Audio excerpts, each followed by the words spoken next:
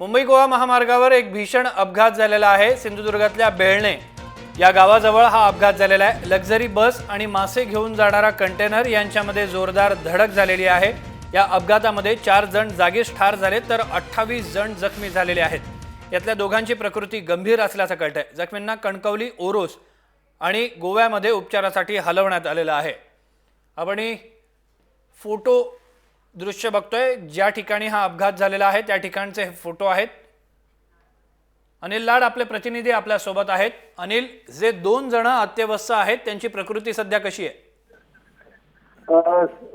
सध्या यांना गोव्यातील बांबू येथे हलवण्यात आलेलं आहे आणि अजूनही डॉक्टर त्यांची तपासणी करतात। काय सिरियस असल्यामुळे अजून काय सांगू शकत नाहीये डॉक्टर या बाबतीत अधिक।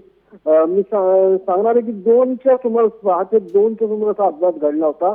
वेळणे ते एक जे वळण आहे त्या वळणावरती हा अपघात झाला। कणकवली नजीक हे गाव आहे आणि हे दोघं जणांना सध्या गोव्यातील बांबू इस्पितळात हलवण्यात आले। धन्यवाद अनिल, तुम्ही दिलेल्या माहितीबद्दल।